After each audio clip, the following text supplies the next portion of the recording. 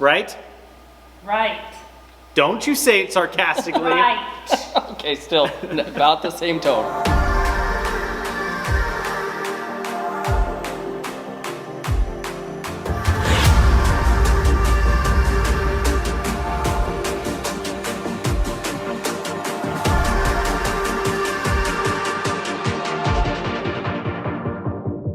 Hey everybody, welcome to another session of NVLIFE at Home. Adrian and Tony here, going to have a little conversation about the Sabbath, which is not just for football anymore. Apparently. Yeah, which is not just for football. Absolutely. Yes, so the Sabbath, the current understanding is, and let's see if we can just kind of sum this up. The Sabbath typically is looked at as a day of rest. However, rest could be anything that I deem what I want to do. Okay. To fill my day. So, for example, you know this and I know this, sports, day at the lake, heading out for activities, choosing to do something, that has become, at least what I believe, the new Sabbath norm, right? What are we going to fill our Sabbath with? I mean, what do you think? Yeah. Well, it's interesting because when we talk about Sabbath, and we talked about it on Sunday, and I made a couple big claims here that I think everybody got a little bit uncomfortable with, especially when we talk about kids. Mm-hmm. I think we need to take a step back and look at culture and probably our human nature. Right.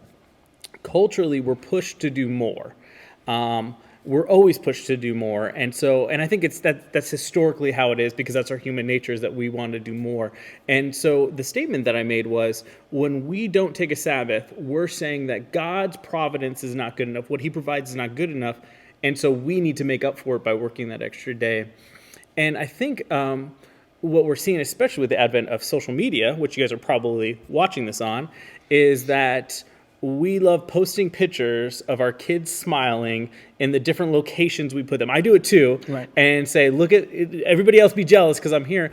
And what we're really doing is we are thinking it's the Sabbath when really we're just working for something else, right? We're just putting ourselves through something else.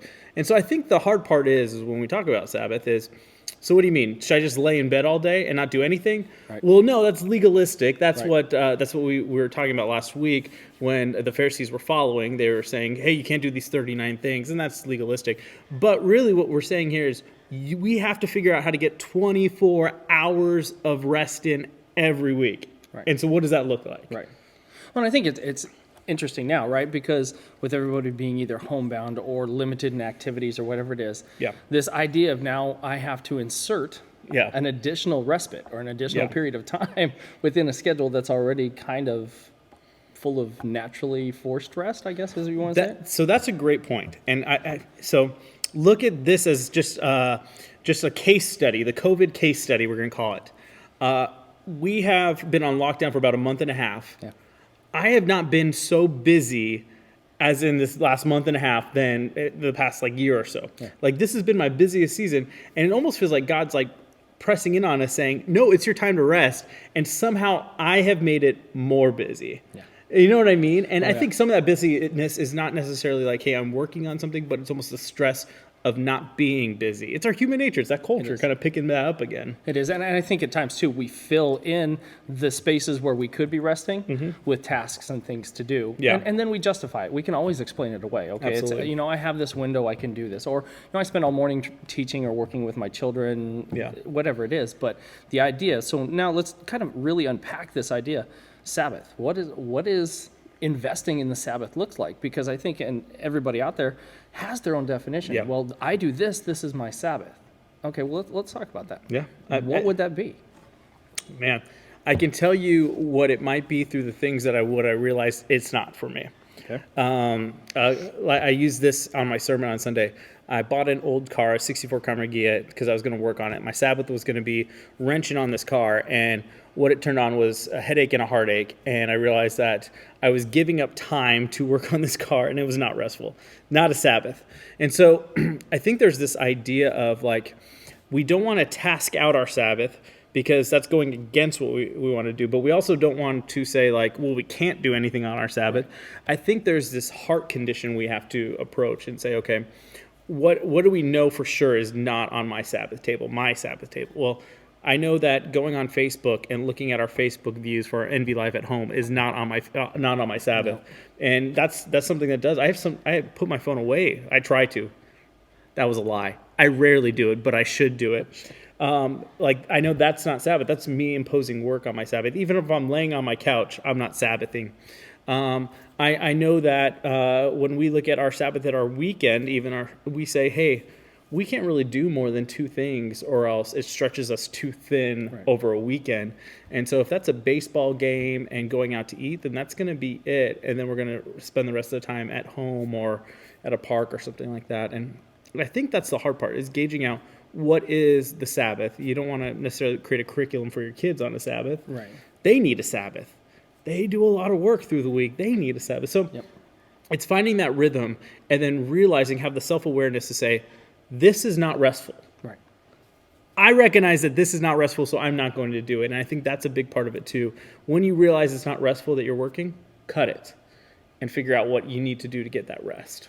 Now, what about this idea? And I like how you said it. It's not, if it's not restful, cut it.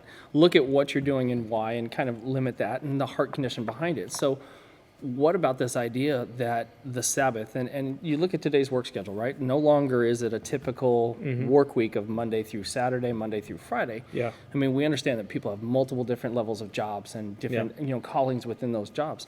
So this idea of Sabbath, how can we effectively then insert Sabbath into what we consider to be extremely busy life? Now, aside from COVID, the COVID experiment we're going through right now, but I think even within the COVID experiment, how do we insert this aspect of Sabbath? Well, I think the insert is probably the wrong language. How do we take things out? Much better. How do we sacrifice things at the altar to say that we're going to have a Sabbath? It's our recognition of Christ giving us the Sabbath that we have to take it. And so what do we got to get rid of? And guys, that might be a tough question. Yeah.